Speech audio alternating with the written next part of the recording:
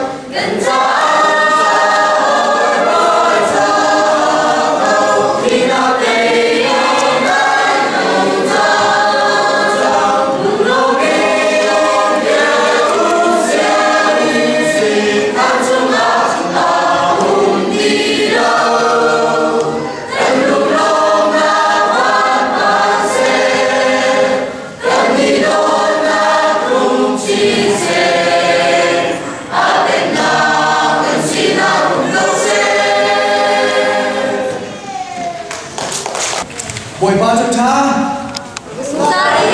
Zoom ra đấy. Buổi ba chữ cha. He is risen. Bạn chỉ một cái he is risen indeed. Bạn tự cả. Ama chú thầu trắng. thâu và tạc cầu. He is reason ama cha thâu chang. He is reason he ama chu thâu tạc thâu chang. Để hình chú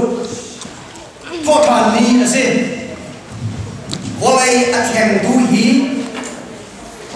thọ thàn ni là gì? Để cho tiền chôn volay tuan dia ham thokin. Ame ni chan dia ma hen thi na hen a thau than ni minung pa ka long hong a chu chu ra si dia chun kan boi bai su pa khat long long le chung tuan dia volay chung khua ki ba than mun tam piom ma kha than ka pa chai ba haya chon mi sama ta ri mi ru ta mi um ri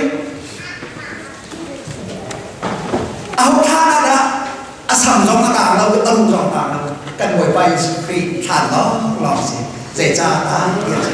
có thản ra gì ngồi ba mươi tháng đừng có sẽ bài bài thực hiện còn đây lấy bài bài cha cái mình mà chốn mà thái thong cho biết là cũng là riêng na trong hai cái riêng như thế nào xin Gospel according to Matthew chapter 28 ta khả năng của lại I will start from verse 1 sebab ni jo alim jangi zat kacungi masabik ni padai kate akin mari magdalin le adang mari kha than vaja ko kacun ankal chikate akin li adiri boy baban chungi pakat ban chungin arong dumi than kha kha thoni achung achun athu amui chu nim la bantu asi anhi puan chu hora bantu kin ram Ralen tu po chu an thin a kham tu kan rani a thep nai be thi ban tu ken an om ban chung ni kan nu chu a tho nai nan tin phang kan ren lau vai lam da na thi ni khen chi ni jisu nan ko di ka bang ha ama chu hi ka he lo ti lau a chim ma tu te khan a thau chang rao lo an chia na ni na zo manu chu cha kun rangin Bagalolo azuduna ka tinagen thoter asitani atujunan maya kalali rama arakal chungjang kika nan mamula dia bachinau chun kan chimminai kilau dia adina chuja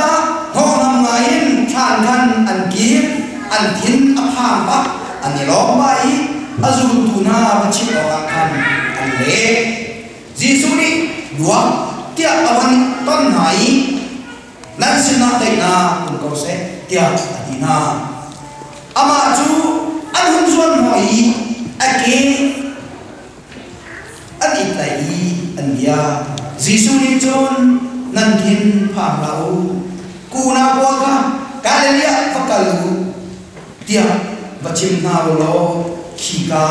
kanimula tiap adinaจะเขียนโรงเรียนนี้กันนี้หลังจากที่นักเต้นถูกโบยนี้จะช่วยนักกันอย่างเซ่ถ้ากันจับตาไล่ประเทศโบยบ้าฮิบเรจุนัยอสุข้าอังอับเดนละมาจ้าจนจ้างอาทิมิจูซาบิซารันนี่คิบาคีนี่คนที่มาสกอริจังกี่กี่จีสุกุมนักเลยกัลนาเตียตีดิ่งข้าadu lau tika Jisu ton oka akhim mi chanchu zan lai sang kan boy ba Yesu Christ chu hong thoni cha nang ma chu to har ti tam pi ado ong ni si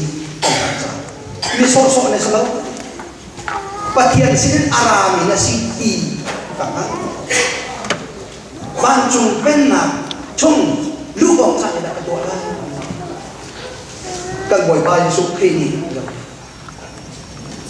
pin chan na ko pin chan na mu sa ha akai kiam lan vong ka adok na ka kan boy ba Yesu Christ ni fia te na chim chu Moses ni darul ka taserona atari ruli acuk mina minong akhi changlai mi ni rule se bai afa mi moi kui ni acuk mina ha thi ni